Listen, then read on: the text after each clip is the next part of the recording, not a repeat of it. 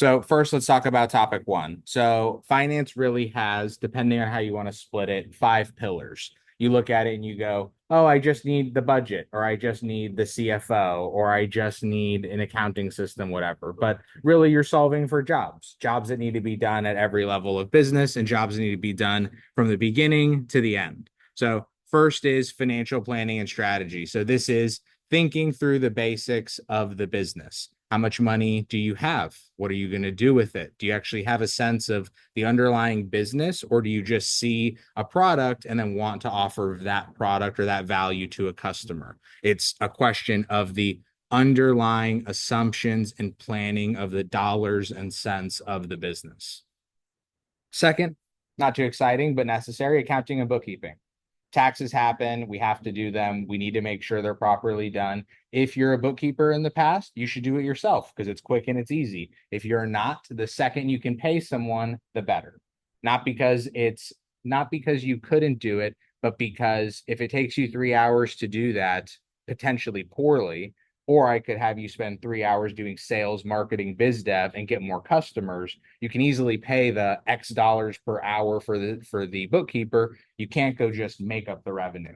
People are always very focused on cutting costs. Cutting costs doesn't really matter until you're at seven figures plus. Until then, pay the transaction fee, pay the subscription fee, ignore all the nonsense that gets in the way. Like, oh, but I don't want to use Stripe because it charges me 3%. It's like, well, are you even charging that 3% against something? Like, do you have sales? Do you have things going on? Because when that 3% is 30 grand, we'll talk. Because if you lose 30 grand because of 3% on 1 month and we fix it the next month, that means you made 30 grand. Well, let's care when there's 30 grand on the table, not when there's $30, right, on your $1,000 invoice. And it's like that $1,000 goes somewhere, but the $30 that you save on it does not. That doesn't pay for a quarter of the hour of the tax person that you need to record the transaction. So it's like, what are we doing? Next, cash flow and capital management. Cash flow, pretty simple. How is the cash flowing? The inflows and the outflows. Very easy to have subtle, low budget or low cost expenses just chip away at you. The recurring subscription software from Canva, from Adobe, from Google, from this, from that, half a dozen other platforms you may not even remember that you've signed up for. The expenses and the flow of funds really matter because, of course, every dollar that goes out, eventually you'll have to answer for it. And not like they're going transaction by transaction, but they're going to go, hey, the investor, the bank, whoever, why is 50% of your money going towards your salary? Why is 50% going towards marketing, but it doesn't look like you're getting any customers? Like, there are real logical bucketings that can take place that give you insight on the business. And if the numbers don't line up, it's a problem. It's not to say that you can't spend tens or hundreds or millions of dollars and not make money, but you have an answer. Pharma companies spend millions of dollars doing research and they don't care there's no revenue. It's because it fits the business model. It fits the plan. They've accounted for it. It's not surprising to them. And then you look at other businesses and it's like, well, why can't we run not profitable for a decade? It's like, well, do you know how to run not profitably for a decade? No, that's why you can't. Because they do. They know how to ride the wave, how to get capital, how to budget, how to get loans on their loans, how to play the game at a scale that isn't available at these early levels. Next, tax compliance and controls. Got to pay your taxes, got to do whatever compliance things are necessary, whether it's state, federal, local, whether it's a lot of tax or a little tax, doesn't really matter, just needs to be done. And last but not least, financial reporting and analysis. So again, more of like my area where it's, all right, we have all these numbers. What do they mean? And what decisions should we make because we have them? And how do we become a better company at the end of the day? So common financial statements. So these are things that no matter how big or small the company is, I'm curious. And there are companies that I'm doing due diligence on right now. Some for capital, some for M&A, some for this, some for that. And these are the things that I asked for, amongst other things. But what's your profit and loss? I want to see that for the last couple of years, and I want to see where it's projected to be a few years from now.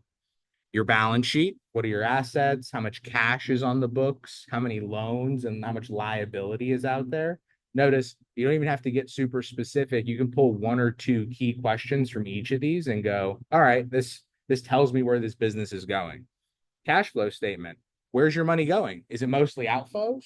Is it mostly inflows? Is it mostly you investing in the business? Is it mostly you paying down really bad debt because you took like a money advance and now it's 20% of your monthly expenditure is an interest payment? It's like, all right, what is really going on in these flow of funds? And it's never a problem if there's a problem. There's a problem if the problem isn't known, isn't addressed, doesn't have an answer. It's like, hey, we're paying too much on this interest expense, but we had to do it because of X, Y, and Z, and here's our plan to solve it. Fine. But you got to know that your interest expense is high. You got to know that you did it for this reason or that reason. And you got to know what that solution is. So that way, depending on, again, who you're talking to, whether it's a banker, an investor, a mentor, an advisor, a team member, you've got an answer that instills confidence. People are happy to go in very challenging circumstances, but they don't want to be lied to about it. They want to feel that they have a good sense of, hey, we're losing money. Okay, we're losing money, but how long till we make money? What's our plan to make money? There's message and confidence that comes with that clarity of plan. And last but not least, capitalization table. It's not a financial statement, and I bring it up more because most people don't even think about it till it's, far too late, which is who owns what and do they actually own it? Were the shares issued? Is the ownership known? Who makes the final decisions, right? When we're thinking of a company, there's fundamentally two types of control. There's control of the board and there's control of the shares. So you can vote your shares if you own 51%, great. And you have certain control and certain opinions that you can control with that. And then on the other side, if you're one of the main board members, you have big votes on who gets hired, who gets fired, compensation for the CEO and executives. Like you make different decisions. So some overlap ish, most do not. But at the end of the day, if you don't control the board and you don't control the shares, you're in a weird spot. So understanding from a cap table, all right, what's your starting place? How much do you own today? How much do investors own? How much does your partner own? What do they want to do with their shares 5 years from now? Is your business going to grow and then you're going to sell the whole thing? Is your business going to grow and you're going to buy them out, or another investor is going to buy them out? Or do they need to take half of their investment? If they own 20%, they want to sell 10%. So they want to sell half their position in 2 years to buy a house. Doesn't really matter what it is. Most things can be worked through, but they can't be worked through if they're not known. And situations can change and they will change, but there's a difference when you go like, oh, what's your situation? What's your plan for 2 years from now? And then 6 months from then they go, hey, the plan changed. But notice the plan changed. Not here's brand new wild information that we have that you now have to deal with. It's like, no, we're a team here. We're trying to align. Again, and how you do things at the earliest stages are different than what you do when you have 30, 40, 50 employees. So if you wonder, well, my job didn't do this, it's like, yeah, because you were just one of 1,000 employees. But at the earliest stage, whether you're employee number one or employee number, 5, 6, 7, 8, 9, 10, or team member number 10, it's different. It's different when you're in that, think like old college, like work group, class project type era. Components of financial models. So again, a lot of people then go, all right, well, I need to build this financial thing, like one why and what goes into it. Well, the biggest thing I can say is I don't build financial models because I like them. I don't review them because I find them particularly interesting. I create them because of pure utility. They are helpful. They help me run the business better. And I can list and list and list, but I'll just give you the main ones that are always helpful. One, it lets me know how much revenue is really on the table. How many customers can I get per month? How many are going to stick around? How many are going to leave? What do I expect to charge them? If I got 10% more customers from 2 months ago for the next 12 months, how much revenue does that make? Is that enough for me to quit my job? Is that enough for me to go to an investor and show them how much revenue or how many customers I've served and have them give me money? I'm looking at it relative to what I need from it. But either way, I'm still looking at it. I'm trying to make informed decisions and go, here's where the revenue could be. Here's where the expenses will be or could be. Here's where the profit could be. Because if you build your financial model and you think you're going to be profitable based off the numbers in the first 3 months, that's either really good news or you're wrong. And once you have it, then you go, okay, it says I'm going to make $3 million. That feels a little high. I feel like that's wrong. Or you go, I only have like 20K in expenses per month. It's like, are you certain? Because if you're paying yourself a normal salary, 100K, that's $8,000 right there. So you are paying yourself one salary and getting away with managing a whole $3 million a year enterprise business for $12,000 a month. Like, some things you start to look at and the math doesn't align, but you have to make sure you have the numbers. Because again, I can go, you're being too aggressive with your revenue assumptions, whether it's how many customers you're getting, how much you're charging them, how long they stay, whatever.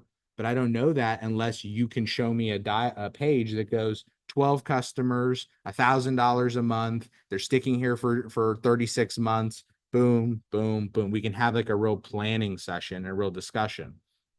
Because again, we're trying not to think theory. We're trying to really think about, okay, if you get a customer, how much money are you going to get out of them? Because if you're wrong, you're going to be wrong. It's okay. But if you're not more right over time, it makes budgeting and managing your funds much harder.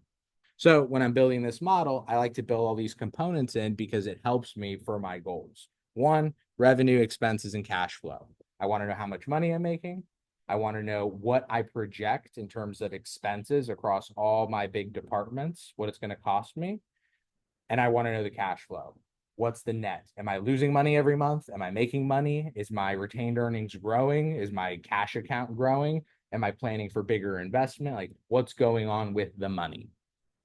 Next, I talked about projected revenues, expenses, hiring plan. So this is a big one that a lot of people think that, they can just keep growing revenue and they never have to hire. And it's like startups and small businesses can be run efficiently, but they can't be run perfectly efficiently. There's no full automation happening yet. There's accountants that are necessary, that are bookkeepers, there are admins, there are operations associates. And if you say you don't need one, it means you're doing work you shouldn't. Because I talk to executives all the time that go, I don't need an admin. And I go, are there things that an admin could do that you are doing? And they go, yes. And I go, then you need an admin. Because every single minute that you're not, as especially as like a high ranking executive, that you're not doing what you should do, you're doing what you shouldn't do. That's a bad thing for the business. That is worse return on investment, return on time for you to do the work, do the bookkeeping, struggle with it yourself. Then if you have the resources, pay the X dollars per hour, get it done, and then go close a client, go build something, go make us some money.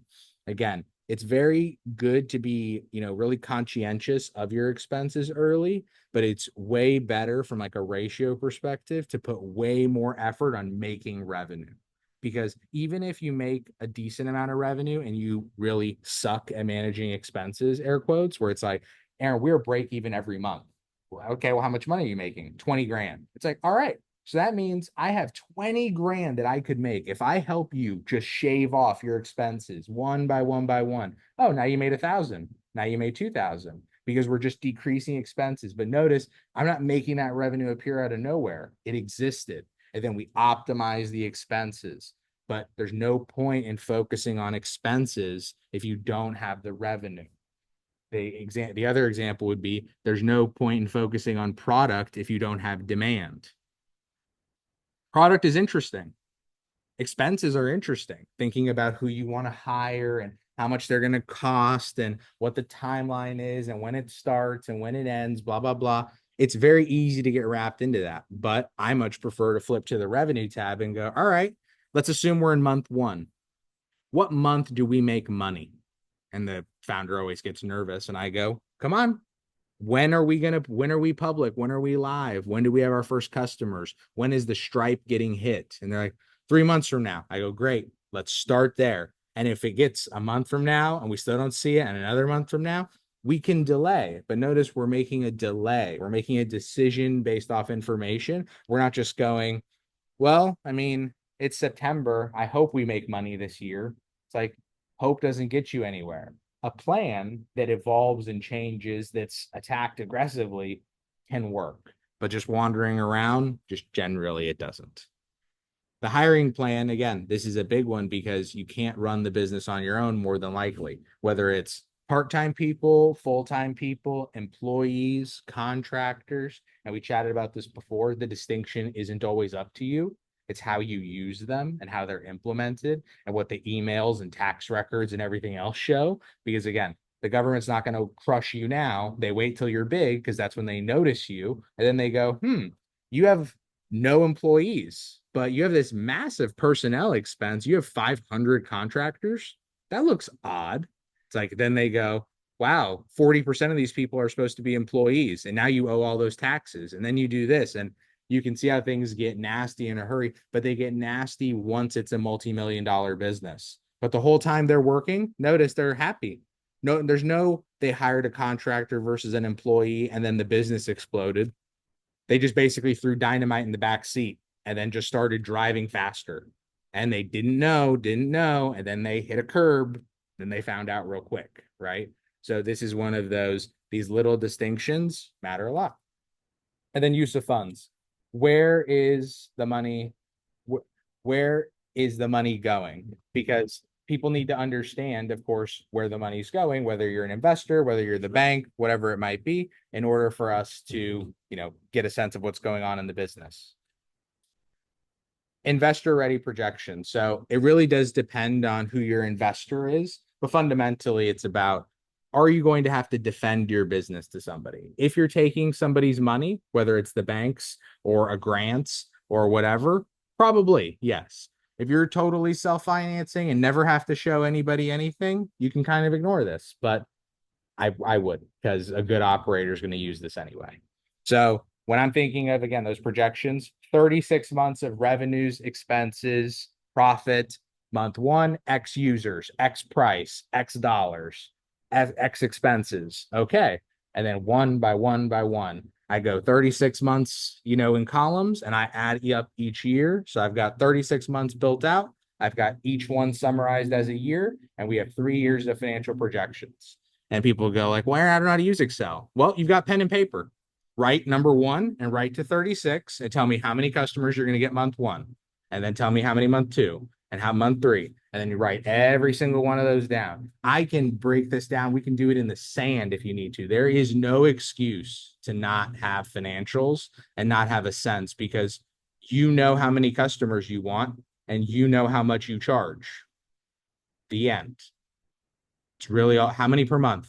How much you charge them? $10 per order? How many orders? 1,000 orders? Done. Don't make it more complicated. That's for fancy people that are overpaid and not doing what they should anyway. Revenues are logical and defendable, meaning if you go, I'm going to have 500 customers next month, and I go, how many did you have last month? And you go 0, I go, no, not logical, not defendable. Expenses are researched. If you go, hey, I want to hire an AI person, I go, how much do AI people cost? And you go, I don't know, well, like 80 grand. I go, like 200K base if they're competent, right? And your total capital raise is 600K. So unless you plan on spending a third on one guy, right, or one person, you're going to struggle. So again, were those expenses researched? If I look at your financial model and I said, how much are you going to hire this marketing agency for? And you have $100 there, or you have $10,000 there, both of those numbers are probably inappropriate. One's way too small, one's way too huge for this stage. Break even within the first 24 months. There's no rule on break even, meaning when revenue beats expense, but I'll tell you, this is what people want to see. Because also nobody wants to be doing business for years and years and years in a perfect world, if you can, right? Without making revenue, without making profit, meaning expenses are less than revenue. You've got some money left over at the end of the month, at the end of the year, at the end of the day, whatever. So if you can get there, I like to try and aim within the first 12 months, assuming I'm not being aggressive with my expenses. Meaning, what if I can get profitable in the first year, but I only make $1 million based off how much I'm going to spend? Or I could make 3 million in the first year, but I have to spend a lot more money. And it means I'm not going to make it all immediately because, it takes time. So I'm going to be in the red 150,000, but then the next year, my revenue is going to be triple that because I spent 50% more money. So I was able to really maximize. I spent $5 and I got 30 more customers, whatever, but it took a few more months. Well, that makes sense. Like, oh, I invested more money. It took a little bit more time to acquire them. I'm going to be in the red. but you're not in the red because you can't be in the black. You're in the red, meaning unprofitable, because you're choosing to be. You could just turn off the expenses. It's like, we really want to dial up our marketing so we can get more customers. Start spending, start spending. Well, it's like, okay, well, if we just dial this down and we get the amount of customers we got before, then we're fine. So this is, again, that's a lever, but notice it's a lever on a functioning process, not a, is it on or is it off? Is it fast or is it slow? Are we doing all the resources or few of the resources? And here's another piece. Not every system, and this goes into the operation side as well, not every system scales infinitely. Meaning the easiest example is if you put an ad out there and you have a budget of $1,000 a week, if you ratchet that up to $1,000 a day, the ad might break. It might be too much spend for the ad. And this is just how marketing works. And if you don't know this, you should talk to a social media marketing person, because trust me, they absolutely do know this and appreciate this, because advertising, especially on all these systems, is very delicate. Well, if you don't know that because you haven't Googled it, or you haven't spoken to somebody, or you haven't done the research on it, that's a problem, because it makes it hard to budget, makes it hard to balance, right? This is a good reason why we look into all these expenses, why we try to break down all these revenues, not because we're trying to be 100% accurate, but because we're trying to be more informed than we were. And last but not least, allocation of funds. Always good to know where the money's going. Again, if you'd be embarrassed to defend it, it's a bad thing. That's the way that I tried to frame it as much as I can, and the way that I try to advise every company. The best practice that you can have with your company is that while you wouldn't want any contract, this is important on legal, like sales, equity, financing, if anything could get leaked, which means a contract pops out that makes you look bad, it doesn't look bad. You made you look bad. You did a bad deal. You gave unfair terms. You did something that just happened to be private. Now it's public and everyone says shame, right? This is one of those things where you are mentally right now allocating budget in your head. If you raised money, if you did this, if 50% of it's going to you, all right, just like a document popping out, defend the document. If you can defend and go, hey, 50% needs to go to me because we're only raising 100 grand. I need 50 grand to do X, Y, and Z. Here's how it works. And it's a good, logical, well-researched, perfect. But if it's not, and if it just looks like you're taking money off the table, well, if you were the investor, what would you think? Probably wouldn't think that highly of the person. Now, notice what I'm saying is not don't pay yourself. What I'm saying is if you pay yourself, it's for a good reason. So here's an example. A bad reason to want to pay yourself is I don't like my job and I really want to focus on my startup full time. Bad reason.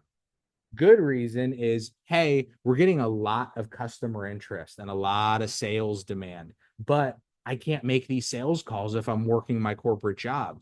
It's holding me back. It's holding the business back. I need your money, investor, not because I'm trying to be greedy and pay myself like crazy, but because the business is making less money because I can't pay myself to focus on it. Notice how it's an unlock. Notice how that sounds so riskless. Imagine if you were paying someone so that they could make more money. That feeling that you have, remember I brought up the investor certainty index, that whole thing where they're doubtful, they're doubtful, they're doubtful, and then they believe you. That feeling where you went, that's a good expense. That's what belief feels like. That is what the investor, when you go, oh, I can defend it myself. That's what you want the investor to go, oh, this does make sense. I get what they're doing. So now you got to experience it, your exact self. And now when you talk to somebody, you go, when you see them go, this makes sense, they got it. It's a good sign. Tools and resources, nothing crazy, but financials, whether it's your accounting, whether it's your bookkeeping, whether it's your planning, whether it's your taxes, there's solutions for everything. Spreadsheets, softwares, consultants and service providers, whether they're bookkeepers, finance people like me, or anything under the sun, right? There's tons of different people. And this applies to every department, but it's a good thing, again, just to talk about it for finance. Figure out what works for you. And remember, the solution is very rarely just throw a bunch of systems and money at it. Normally, it's just a question. What do you know that's broken? Like, do you have your on that list, this list up here of the core areas? Which of these do you have the least done with? Google it, read some things, watch some videos, because even if you don't know what they're saying, you can write down the terms and then you can go to office hours with me, somebody else, or you can just get on the phone with a accounting or tax professional. Trust me, tons of people will take these calls because they're doing lead gen just like everybody else.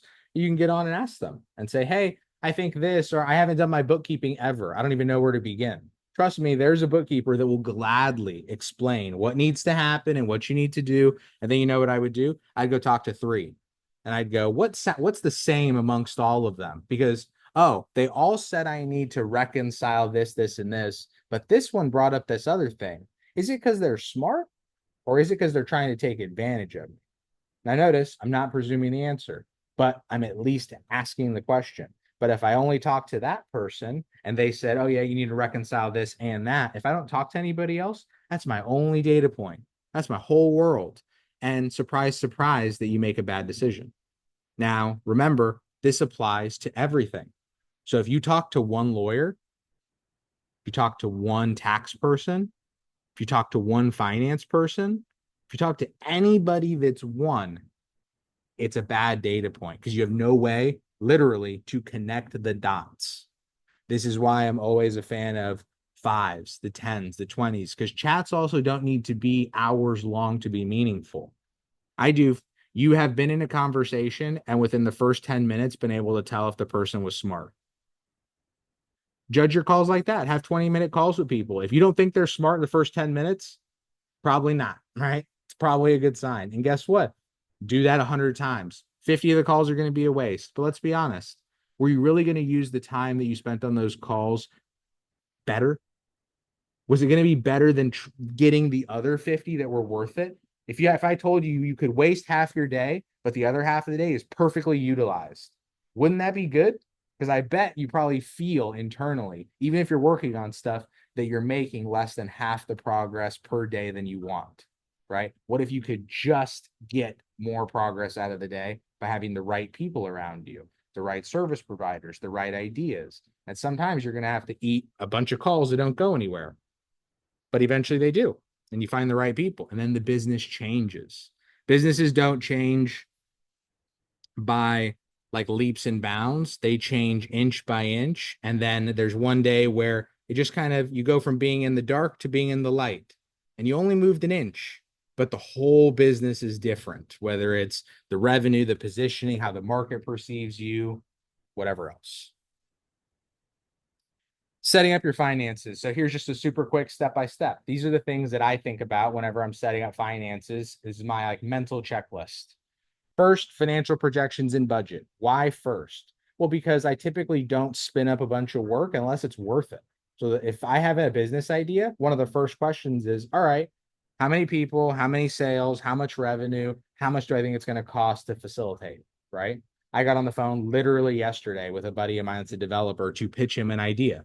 And the conversation went, hey, here's this product idea that I had. Here's why I think it makes sense. Here's the validation work that I've done. I've already seen that we need this, this, and this. I think we just need to plug this into here. What do you think? And he was like, okay, let me do some work. The whole tech explanation, maybe 15 minutes. Why? Because I knew exactly what I wanted. And that's because I'd had 150 conversations about it before. So when I got to him, it's just, I need A, B, and C, and D all plugged into each other with a homepage that looks like this and these three features. And he's like, all right, I'll do some work. I'll start Googling and see what goes into building something like this. This is why I do this pre-planning, because that comes out in this, the financial projections. It's like, all right, what's this whole business I'm going to try and build? Is there really one? How much is it going to cost? All right, now I think there's something here. I could be wrong, but I think there's something here. Now let's go through the process of really setting this up. Establish the entity, right? Always good to separate yourself from your business. Get an EIN for taxes, always a good thing. Open your bank accounts because, again, you don't want to commingle funds. That's an easy way to have a problem in business affect you in life. And guess what? Sometimes there are problems in business, even ones that you can't foresee.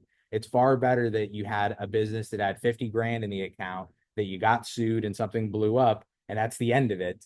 And all of your personal savings and all of your home and your assets and all the things, your car is still yours.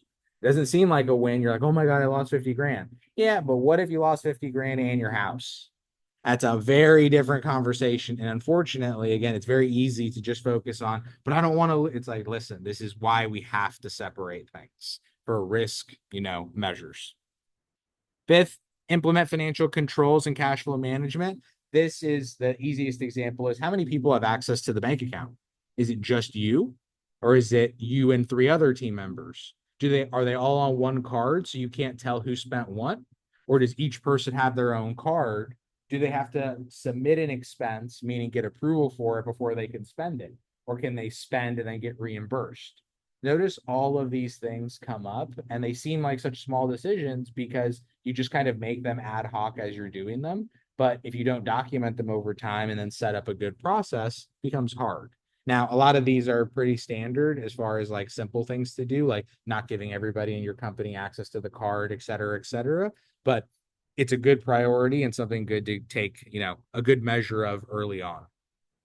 6, set up accounting and bookkeeping systems.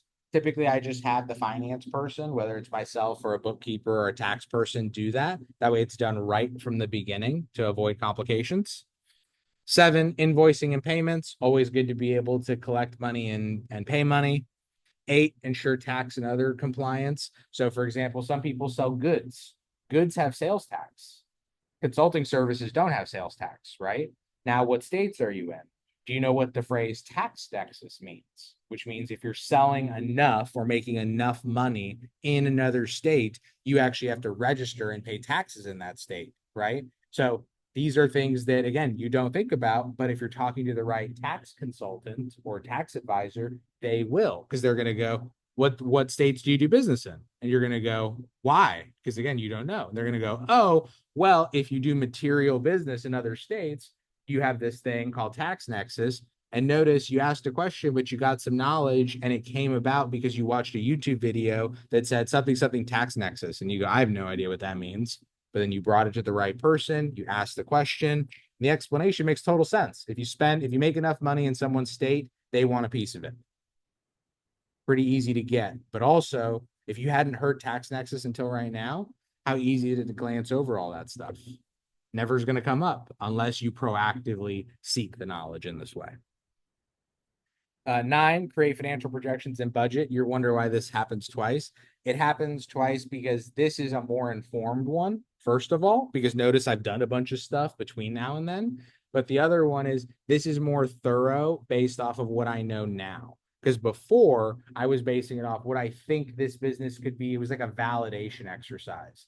This goes from validation to planning. Draft 1 version, technically it's draft 2 or version 2, but it's like the first real one where it's like, all right, this is what I think it's going to really cost me now that I've done more research. I've gotten proposals. I've spoken to different people. Like, for example, if I'm building a tech product, I go talk to developers, I talk to lawyers, I talk to marketing people that have to do campaigns for it, and I just get them to throw numbers at me. And then those numbers make it into that part. And I get to see what it really is going to cost. And then number 10, establish financial reporting. Easy to set up a bunch of systems, easy to do all these things and then never look at it. And it doesn't take a long time. 10 minutes. Quick stuff, easy stuff. How much money did you make this week? How many sales did you make this week? How many people were on your newsletter this week? How many conversions did you get this week?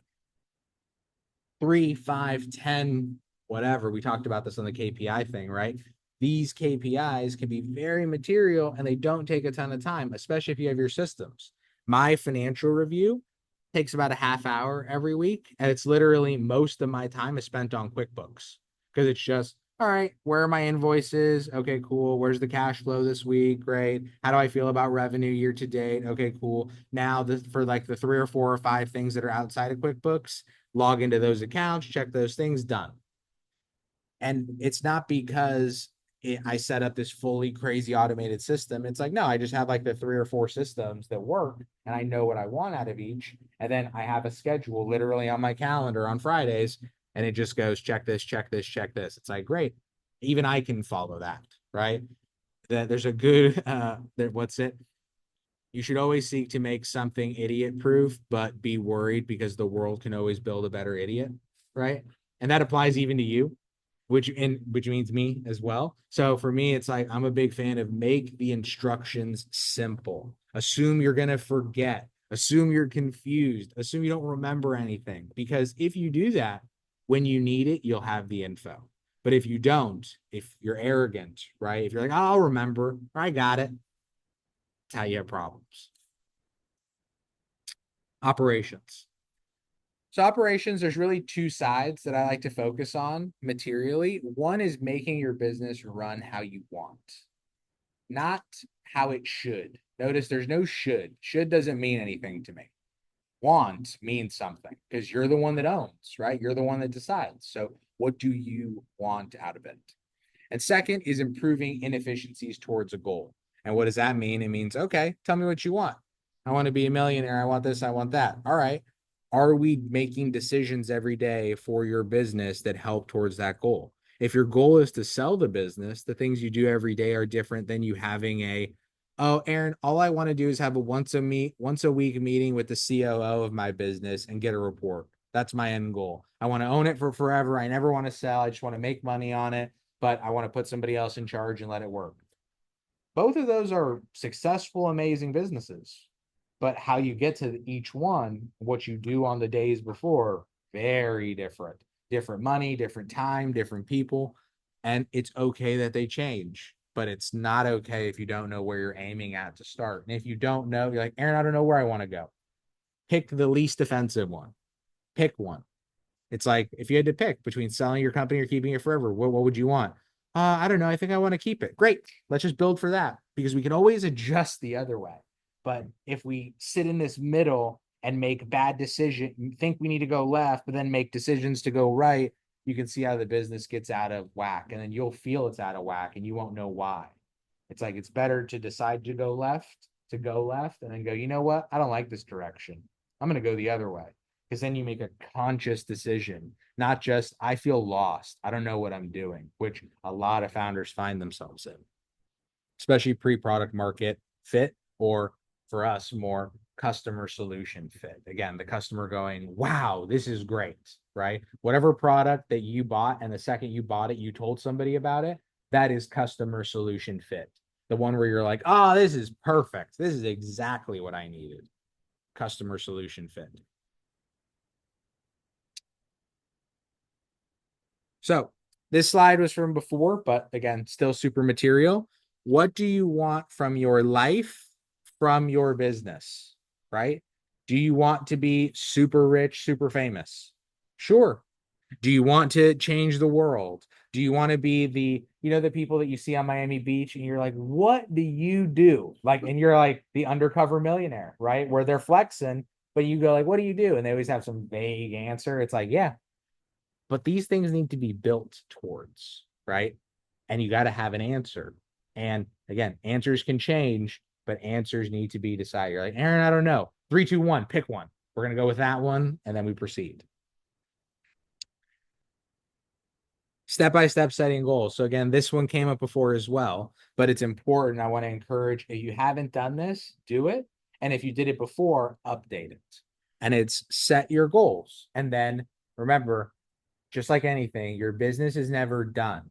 It's just current.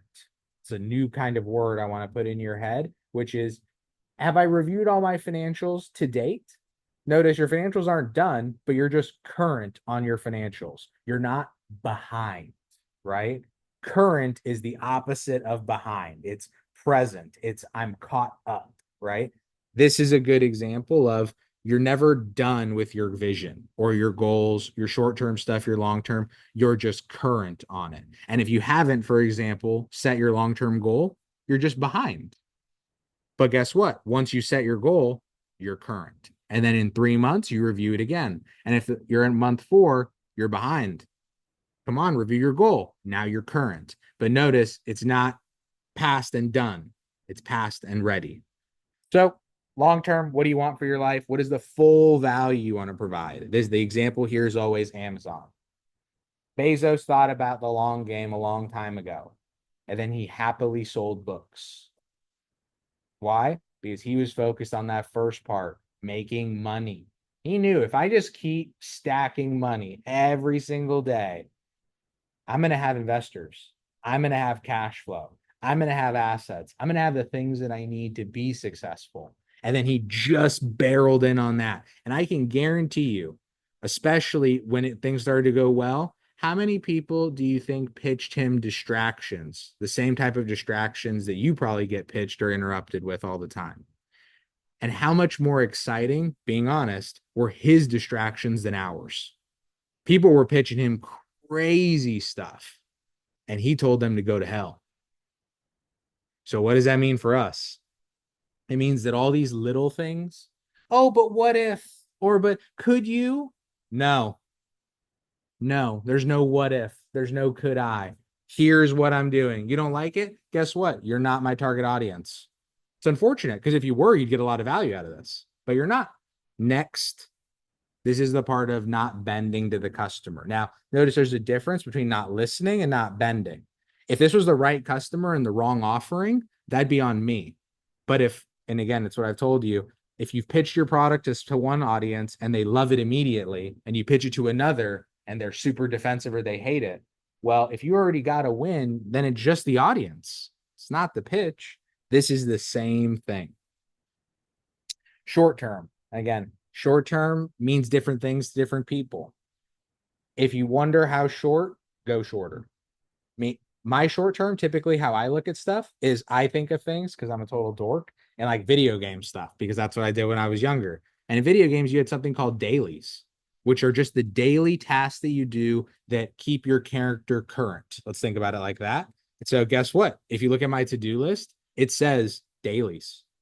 And all I do every morning, it's hilarious. I open Google Chrome and I open my to-do list, and neither of those things get closed ever. Because all I do is I open my to-do list and I start at the very top of my dailies. I got to take my vitamins. All right, took them, done. I got to walk on this treadmill for a while. All right, took it, done. I got to check my email for the morning. All right, check it, done. And why? Because I lowered the bar. I was willing to make it idiot proof, really idiot proof, right? Because I have it set to recurring. So I don't even have to set them every day. I just check the box and it sets to the next day. And then I wake up the next day. And with my ADD, I'm all over the place. I can't remember. It's like, oh, I have pills to take. Like I have like vitamins to take. I forget every day. And then my little to-do list reminds me. That is how I think of things. So I live in a short term of 24 hours because if I can do that well, I'm confident in the rest of my weeks, months, years. But the 24, that's where I lose things. I'm good at the long game, bad at like the 24-hour game. Some people are really good at the 3-month game. They're like, oh, I can hit my goals every week and I'm really solid. If that's how you can plan, great. And if you need to plan for the next 3 hours, great. Do that. But whatever you need to do that gets done, what needs to get done, that's what you should do. Which means if you have to plan for an hour, plan for an hour. If you can plan for a year, plan for a year. Standard operating procedure. I won't run through this again because it's in the other one. But what I want to encourage is everything's a process. And it doesn't mean you need to go automate how you buy groceries. But I like doing stuff like that. Not like automating my grocery buying, but much more of a finding ways to improve my daily efficiencies and daily repetitive actions, whether it's brushing my teeth or checking my email or making my to-do list, right? Because you can imagine how many thousands of to-do lists that I struggle with before. And I found one that really worked. So now my to-do list platform, it's the best one ever. And I've used it every day for like 3 years and I'm never changing. And if it got deleted, I would literally pay a developer to recreate it. So it's like when you find what works, you stick to it, right? Because it works. But it's also important to optimize. So my to-do list got better over time because I went through these processes. I'm like, well, my process is this. I need a list. I can't do this time block thing. I can't just have vague, like, well, just work on your content for today. It's like, what does that mean? How many posts? How I need to know when I'm done. Because if it takes me 12 hours, great. But if I can get it done in 3, better, right? It gives me that goal. But notice that's me. You have to define what works for you. And if you don't know, pick one and try. And guess what? You'll know if it works because it's kind of like an antidepressant. If you take it and you're happy the next day, it worked, which means if you set up this goal tracking system and the next day things got done and the next day things got done, it doesn't matter if you like it. It matters if it works.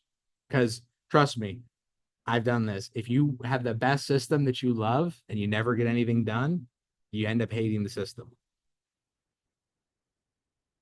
Operational efficiency. And again, these things are so much more mentalities than they are specific solutions. Because notice most businesses can get fixed with very simple things. I've known multi-million-dollar businesses that the things that they needed to add were inventory management, onboarding and training materials, proper employee documentation. And it sounds so silly and small. It is silly and small. But when you then, it's silly and small when you're little. You've got 1, 2, 3 employees, but now you've got 30. So this has gone from being cute to being financially irresponsible, right? And notice there's always awkward teenage years of business time where it's like, when's the right time? 10 employees. Like, there's never a good time to knowingly not comply with the law, but there's a good time to know about it. And that's right now. The more you know, the better, right? That's how it works. So we talk about operational efficiency. Again, I like my little list because even if it doesn't cover everything, I don't need to cover everything if it covers 95%, because that's an A. I'll take an A to the bank. Team, system, processes. Who, what they're working on, and how. Because I can have the best process in terms of here's how you do this thing. And I can have the best system where it's like, this is the best system to work in. But if I have, again, just for fun's sake, the world's best idiot, it's not going to work. It doesn't matter how good the process is as the person fails. There's a minimum standard for each of these. And the easiest way to think about it is it's a 7. And a 7 is very simple. A 7 in a systems mean if I made you list the things that you need the system to do, the top 1, 2, 3, 4, 5, does it do all of those things? If so, yes. We don't really like the color scheme. So we don't really like the way like Zoho looks, whatever. If it does what you need, would you rather struggle or would you rather have a solution? Because we have 100 other problems to solve. Let's not make our, final stand here. Processes. This is one of those things, again, having a process that's good, but a process that isn't functional, meaning it's like, this is how we get cleaning done. But if the cleaning's subpar, the process is irrelevant. You have to start from a premise of function of value. The easiest example is this. Don't automate or improve a sales process that doesn't close. Sounds silly, but there are tons of things that people do, whether they're technologists or marketers or operators, that are functionally trying to optimize a sales process that hasn't proven to work. These are the people that really grind on brand in public. And I'm like, how many social media followers do you have? When was your last post? They're like, posted 3 weeks ago. It's like, we don't even need to talk about brand yet. We need to talk about social media consistency. You're putting the cart before the horse, and no wonder things aren't going well, right? And again, every business owner has 1,000 battles to fight, so it's no issue that there are problems. But again, once you recognize the problem, now what do we do to fix it? So when I'm thinking about the overall operational efficiency, it's about balancing efficiency versus automation. This is the whole, some things can be too efficient, meaning if you go to a website, and here's the easiest example, have you ever tried to talk to a company that you really needed to talk to, like a person, and it would have been way more appropriate, like a government agency or a financial thing, for them to have a person on payroll than a bot? But they chose the bot. And guess what you do? You're pissed. You're cursing them out on the phone. You're writing reviews. Guess what? Because they picked automation. They shouldn't have done that. They should have picked maximized efficiency, which means how do we hire the best employee at the cheapest and help them provide the best service, the quickest, to the most customers, the fastest? Notice it's kind of like back when you were in school, like most likely to be president. It's like fastest, bestest. It's all optimized. It's trying to get to 100%. But notice I never use perfection in any of these. I never said one person's going to handle them all. Because if I could have said that, I would have said automation. I said, what is the maximum efficiency? Because the easiest example is you can bake one cake with love. You can't bake 1,000 at a factory with love, right? You lose something. So here's the thing. If you're a bakery, don't sacrifice the love.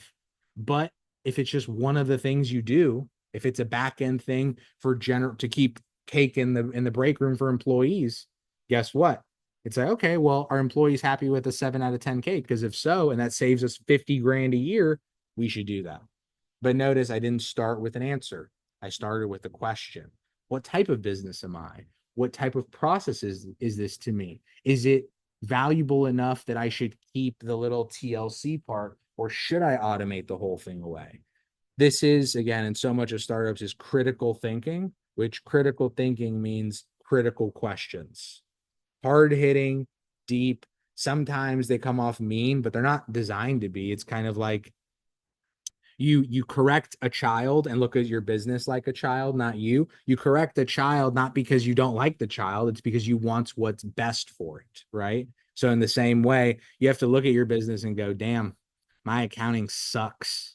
To go, hey, let's get it better, because it can be better. Remember, none of us are doing rocket science here. There are easy ways to solve most business problems. They just get overwhelmed or become overwhelming. And be mindful of tech integration. The reason I bring this up is because it's very easy to commit and sign and go, oh, this system works, and then click yes and sign up, and not just take the 10 seconds and go, does this system need to talk to any other systems that I need? Because if it does, and there's two systems that offer the same, and this one is compatible with my stuff, and this one isn't, the easiest example would be like Microsoft Teams and like Zoom or Google or whatever. How many like organizations have to pick one or the other? And then it creates awkward infrastructure challenges for them. Exactly. So it's you're either a Google org or a Microsoft org or whatever. There's a reason for that. Same thing for you. Again, it can change, it can evolve. You can be one thing now and it can be another thing tomorrow, but let's be the thing we are today for today. Step-by-step efficiency versus automation. Again, this is covered before, but I wanted to bring it up here in the more appropriate area where we're actually thinking about how do we be more operationally efficient, which is one on the efficiency side, what's being done inefficiently, right?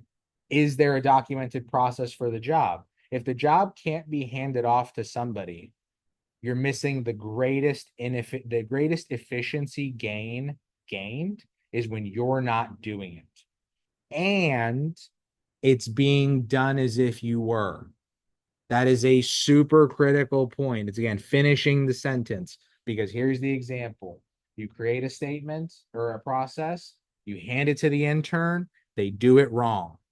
They did it, but they did it wrong. And yes, now you have to come back and correct it, and it creates more work. Now, in a perfect scenario, it would have taken you 10 hours. Now it only took you an hour because of the edits, right? And over time, that hour goes to a half hour, to 15 minutes, to whatever. But if you notice, every week it stays at an hour, or worse, it gets longer. What's going on here? Is it the employee? Is it the instructions? If you're having to teach someone something more than twice, it means they're either not listening or they can't listen. And both are scary, right? The second one, scarier. If you talk to someone, you go, why is this wrong? And they go, I don't know. It's like, oh, so now we're in trouble, right? But we have to start somewhere.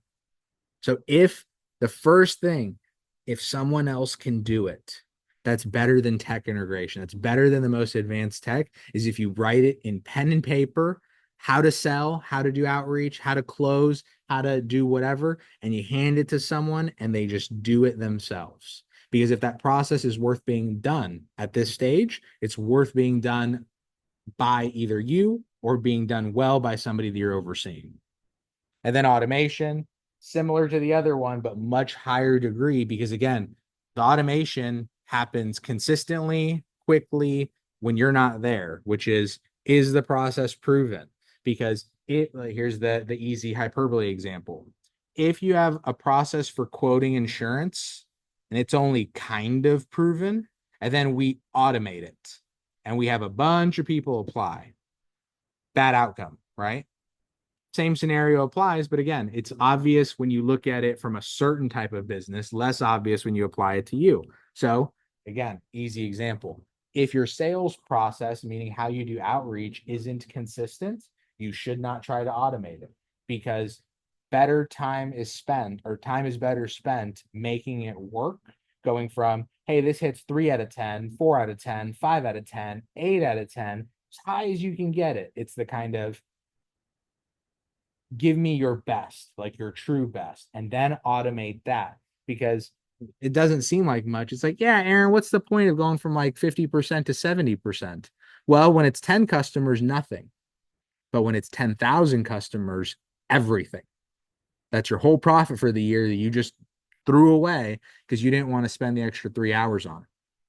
My the little brief story that I like for this one, which is just a little fun, and I'll tell it very concisely, is there's this king that oversees this massive kingdom, and he goes to his number one like squire guy and says, "Hey, I want to get a review of the kingdom. Write it up for me and deliver it to me." So the guy goes and he talks to the main guys in the castle that oversee the different areas and writes this little 10-page report, puts it on the king's area, goes to bed, wakes up, and the report's sitting outside of his chamber, unopened. And he goes, "Oh, I don't know if that's good." And he goes, "This king's nice, or this king's not that nice. I better go do a better job." So then he goes and has 10 times as many more conversations. It goes from 10 pages to 100 pages, and he hands it in. Same thing happens. And he goes, "Oh boy, this is 2 strikes. The third one's my head. What do I do?" He goes and visits each of them. He talks with the citizens. He goes and talks with every single person that he can. It takes him 6 months. It's a 1,000-page document, summaries, charts, graphs, everything. Puts it and he hand delivers it to the king. And he goes, "This is it. Please accept this." And the king goes, flips through it, and he goes, "Is this the best that you can do?" And the guy goes, "Yes, this is the absolute best." And he goes, "Great. Now I'll read it." So every other time he just ignored it. You want to know why? Because work that's not done well isn't even worth looking at. But a job that's done well is always worth doing. Whether it's your bookkeeping, your accounting, making of little presentations, doing the hundreds of phone calls that get you the one contact that means everything. The art of doing the job well is a lost art. And it's one that if you do it and if you live by it, it's not, again, this is not perfection. There's tons of calls and tons of things that are very annoying. But it's, again, we want to aim for the best. And the best looks like that, because when you have that standard, that king can automate. Because that king or that squire, guess how informed they are now? Guess how sure they are of their decisions? Thorough, researched, vetted, in person, like it gives you everything you need. That's what we want in a perfect world from our businesses. You ever see CEOs interviewed on stage? You're like, oh my God, it's like they are the business. I'll give you a best example, the NVIDIA CEO. You've seen him. Doesn't he just feel like NVIDIA? It's like, that isn't a coincidence. Not at all. It's because that company was built around his brain. It doesn't feel like NVIDIA. NVIDIA feels like him. That is how businesses work. The culture comes from the people. Just looks like it because it has the buildings. The buildings don't mean anything. Him and the team, they mean things. So the last thing I'll touch on today, again, because it always comes up, whether it's finance, operations, or anything in between, is where do I get started? And it's always the same. Again, name a business, still applies. You don't believe me? Try. 3 parts to every business: getting the customers, offering them something, whether it's a service or a product, and everything else. And it sounds silly, but that everything else, remember, why are we doing the everything else? Because we have to. None of us are building businesses to create HR policies. None of you are building businesses for legal structures or to automate. LinkedIn automation doesn't interest you. It shouldn't. But you know what should interest you? Happy customers, good products, comfortable revenue, a business model that works. And that comes from the right priorities as much as it can. Get the customers, get the demand, get the revenue, make sure the product aligns to them. Notice we put the customers first, because if we build a product and don't have the customers in mind, we're building a product for ourselves, not for the customer.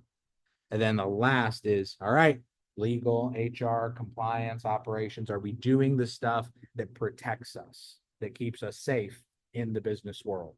But when you go, Aaron, what should I work on? Is it product or is it product or customers?